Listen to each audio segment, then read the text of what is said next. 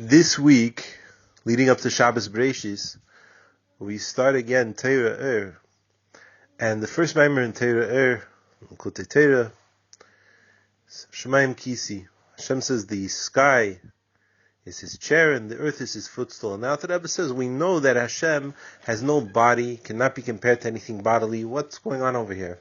And then now the Rebbe asks a big question on the davening. In Birkas Kriya Shema, in Avos Olam, a very important prayer. We ask to be able to fulfill the words of the Torah, and we say, Lishmer v'lasa yisul l'kayim. To guard the words of Torah, that makes sense. To do the words of Torah. Are we the ones making the Torah? And only then l'kayim, to make it fulfilled. And this Avos Olam is a very, very important part of davening. If somebody chas v'shalom didn't say Birkas HaTorah, the bracha on the Torah in the morning, which it's for sure it's not allowed, the person's not allowed to say any words of Torah without saying the brachas of the Torah. But if for some reason chas v'shalom somebody didn't say it and they said Avos Olam, they're then not supposed to say Birkas HaTorah again, because the idea of Avos Olam is the same idea. How could it be that we're making the Torah? And that Rebbe brings from other places where it seems that we're making the Torah, Jews are causing the Torah to be made by doing it, by fulfilling it down here. So it goes into, what is this leading to? Shema Yisrael. Shema means to understand. When we understand, we're able to take in godliness. And Shema is also Sham Ayin, that you have, Hashem is there with the 70. What are the 70? There are 7 midas, there are 7 emotions, and we've spoken many times about what they are. Kindness, severity, mercy, which is actually, it leaves room for severity, but it says kindness must overcome, and it's even greater and more pointed kindness. More pointed and more effective.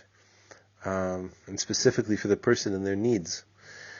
And then Netzach, victory, Yehoid, defeating the enemy and subduing the enemy, Yisoid, wanting to connect, and Malchus, the ability to give out, the wanting to actuate, whether it's actualizing thought, actualizing speech, or the want and the feeling that goes with doing actions.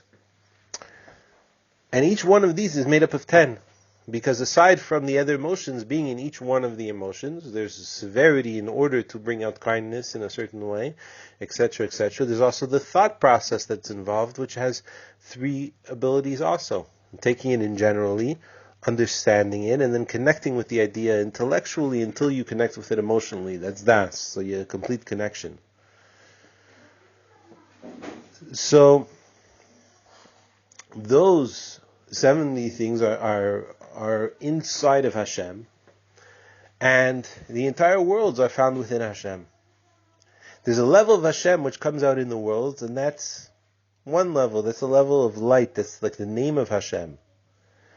And therefore you can have Shem Ayin, where the name of Hashem comes out in these 70 things. But you also have, but the Shem is only a name, is only the thing that a person is called by. It's a handle to receive them, but it's not them themselves. They are not their name. If they're alone in the world, they don't need a name per se. There's a way to connect with Hashem higher. And that is through the essence of the soul, wanting the essence of Hashem. And when a person does that, they're bringing out Hashem. They're bringing out the levels of Hashem that are higher than the worlds compared to the Torah, and they're bringing that out into the world.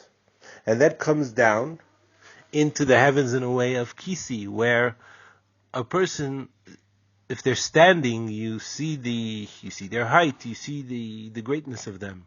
When Hashem reveals himself in the heavens, it's a lowering of himself. So it's like somebody coming and sitting down on a seat. And then on the earth, Hashem coming down to the earth, it's like a footstool. But the essence of Hashem connects with the essence of the person nonetheless. The Kutei Torah also brings out the idea of Adam HaRishon and why he sinned.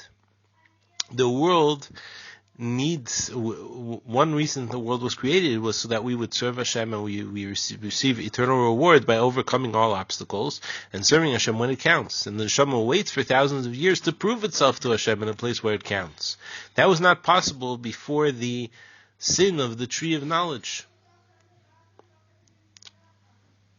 The sin of the tree of knowledge made the world lower, and now it's a place that a person is tested. Of course, the person, Adam Rishon, was tested with that one test, and he could have worked and made the world higher, just as we will make the world higher and give pleasure in some ways when Mashiach comes.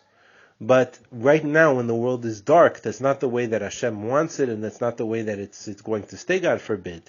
But that is when the work really has a special value in and of itself. And we have to understand a little bit of what was going on. First of all, the tree of knowledge is not any kind of good knowledge. Adam Rishon knew about bad, but he had no feelings for it. He knew it was garbage. All of a sudden, when he has the tree of knowledge, he has knowledge, connection with the bad. There's all kinds of bad things that we want no connection with. And eating something that would bring that into the soul would be no connection. But what was he thinking? In fact, when Shabbos was going to come 3 hours later, the tree would have been permitted. It would have gone up. Just like on Shabbos, there's no birur, there's no separation of things. So too, there would be nothing to separate from the good that's in it. And it would have been permissible and a good thing. So what is Adam Rishon thinking? We have to figure out who Adam Rishon is. Adam is an acronym. Adam, David, Mashiach. Adam, King David, Mashiach. This is his first time here. And what does Mashiach want? He sees a whole world of godliness, and there's one thing that's not godly, and he says, I'm going to change that around. I've got to change it. Yeah, but Hashem told you not to. Okay, but I have to. If Hashem changes it around on Shabbos, it's Hashem doing it. I have to do something for Hashem. This is the only thing I can do for Him. I'll bet you I can change it. Adam Rishon hadn't learned the humility that even with all of these things, even with wanting to do and wanting to go above the letter or against the letter of the law, in this case, not above the letter of the law, it's better to listen to Hashem. David HaMelech certainly learned that. Shaul HaMelech hadn't, by the way. When Shaul HaMelech went to destroy Amalek, he left the sheep alive, he left the king alive for whatever reason, and he left the sheep, probably he was hoping for some kind of purification of Amalek, and the sheep and everything were left alive, because he was going to sacrifice them.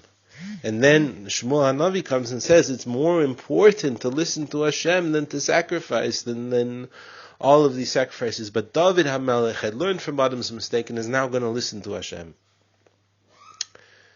So, and maybe what happened was, because Adam Rishon was still holding himself in. When his wife had been convinced that this was a proper way, that this would bring her closer to Hashem, that's part of what the snake was saying. If you look into the commentaries on what was hinted to in the pasuk, the pasuk just says very generally how the snake tried to convince her. But he was trying to convince her that she'll become closer to Hashem, have a bigger connection with Hashem by doing this.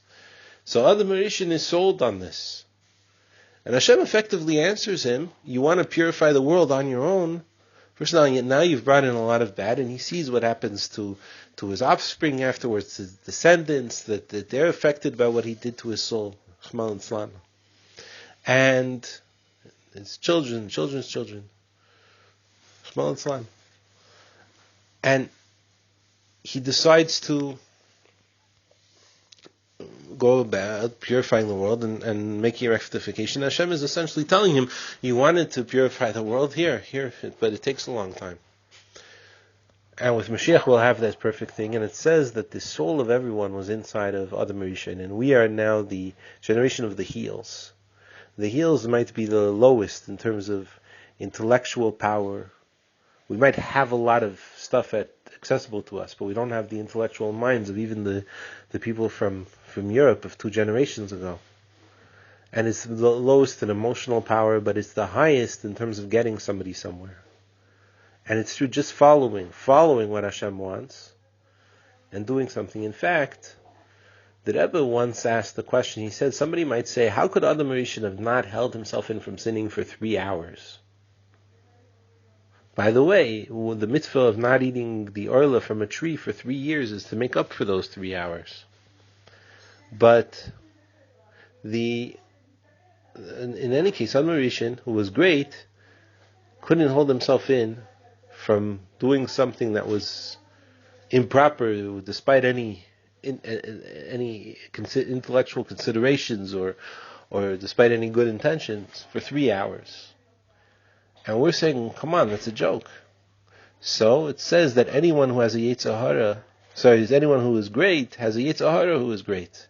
So if Adam HaRishon, we wanted him to overcome his Yetzer Hara, then for sure, we should be able to overcome our Yetzer Hara.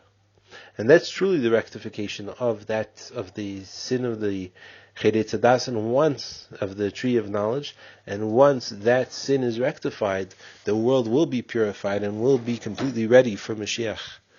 So the more mitzvahs that we do, the more tshuva that we do, and the less averos, God forbid, the less sins, God forbid, that's what brings about a world of Mashiach. Wishing everyone a great Shabbos, a good year. It says, Shabbos Bereshis, the way a person sets themselves up and forwards themselves on Shabbos Bereshis, that's the way they're brought forward for a whole year. And may everyone have a great and blessed year in all things.